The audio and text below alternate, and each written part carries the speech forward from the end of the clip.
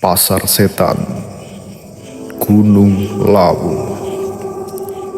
Dimas selalu menjadi pria yang rasional, seorang mahasiswa psikologi yang lebih mempercayai penjelasan ilmiah daripada cerita-cerita mistis. Sejak kecil, dia selalu menganggap hal-hal gaib itu hanya mitos belaka, dibuat oleh orang-orang yang terlalu lemah untuk menghadapi kenyataan. Jin, setan, hantu, semua itu hanya produk ketakutan manusia. Tidak ada bukti nyata yang bisa membuktikannya, ucap Dimas dengan percaya diri kepada teman-temannya, Lia, Andre, dan Sari, saat mereka merencanakan pendakian mereka ke Gunung Lawu. Mereka bertiga hanya tersenyum mendengarnya. Bagi mereka, Gunung Lawu adalah tempat yang penuh dengan cerita mistis. Bahkan, banyak pendaki yang kembali dengan cerita aneh, dari yang merasa dipanggil makhluk halus hingga yang tersesat dan menemukan hal-hal tak masuk akal. Namun, bagi Dimas, semua itu hanyalah cerita belaka. Jangan khawatir, guys, kata Dimas dengan santai. Semua itu cuma halusinasi. Kita pasti aman, ucap Dimas. Gunung Lawu dengan ketinggiannya yang mencapai 3.256 mdpl memang terkenal angker. Terletak di perbatasan antara Jawa Timur dan Jawa Tengah. Gunung ini selalu menjadi subjek pembicaraan dalam berbagai legenda rakyat. Salah satu mistos yang terkenal adalah Pasar Setan, sebuah tempat yang dipercaya berada di tengah jalur pendakian Candi Ceto.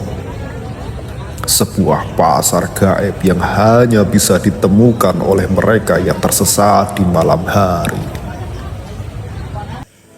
Tapi Dimas tidak percaya cerita itu.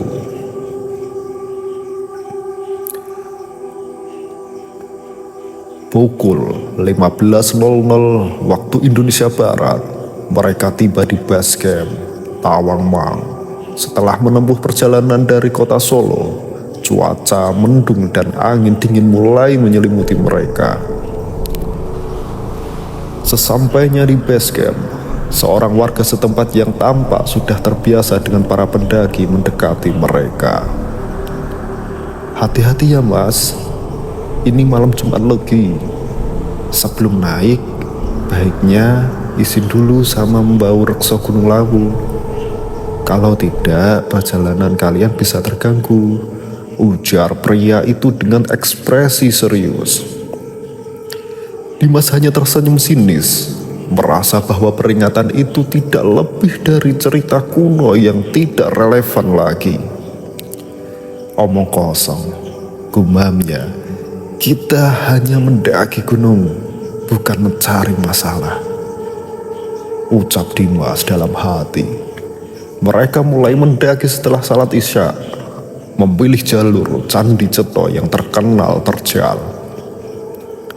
Jalanan yang sempit dan berbatu dipenuhi kabut yang turun begitu tiba malam. Hujan deras pun ikut menyertai, menambah suasana semakin mencekam. Namun, Dimas tetap berjalan cepat, seolah tidak ada yang perlu dikhawatirkan.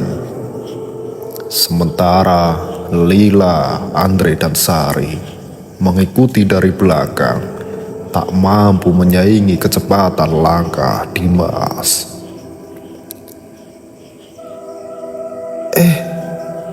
Dimas, tunggu, teriak Andre yang mulai kelelahan. Napas gue habis nih.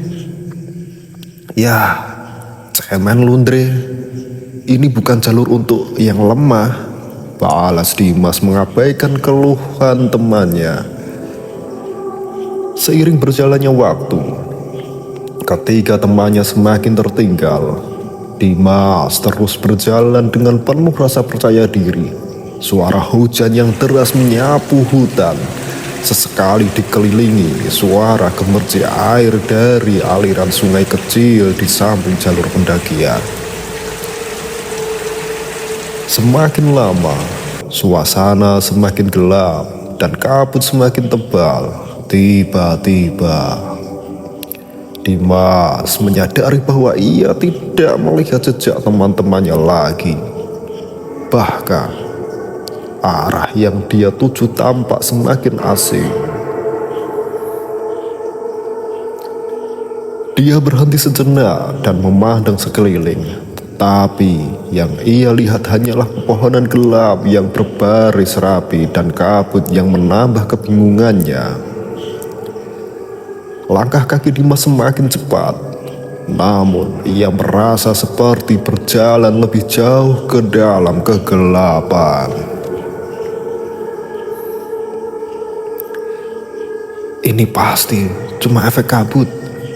Teman-teman pasti ada di depan, pikir Dimas, mencoba menenangkan dirinya sendiri. Namun, semakin dia berjalan semakin asing pula jalurnya. Hutan seakan menyerap semua suara, kecuali suara langkah kaki Dimas yang terus terdengar jelas. Sampai akhirnya dia melihat sesuatu yang tak terduga.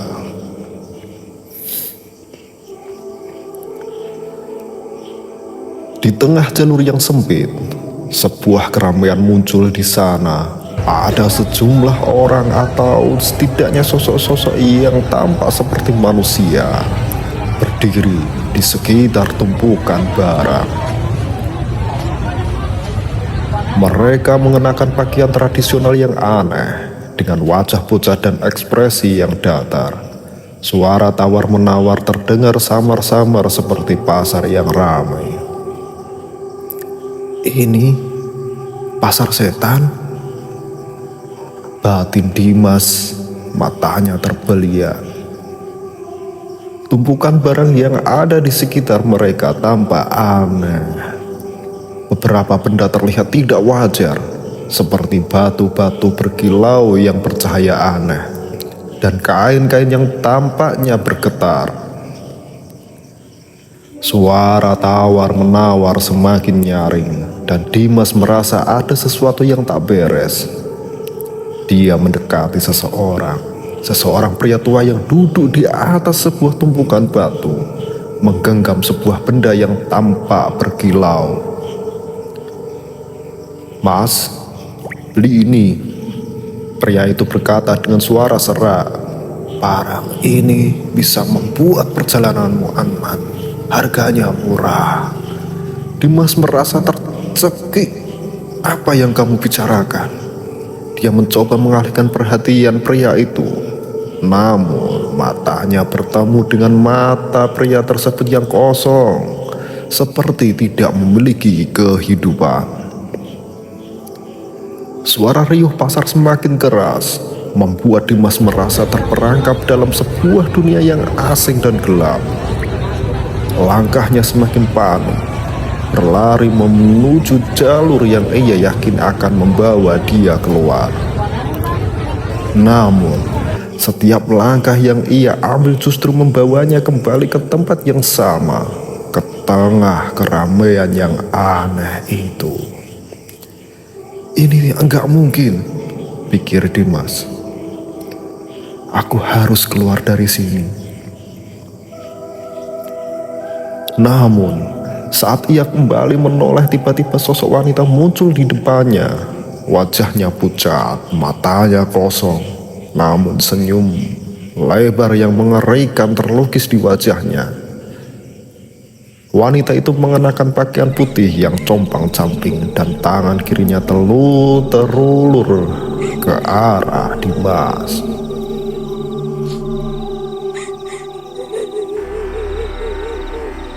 Kamu sudah sampai, Dimas. Pasar setan sudah menunggu. Wanita itu berkata dengan suara yang membuat darah Dimas membeku. Kami tidak akan membiarkanmu pergi begitu saja.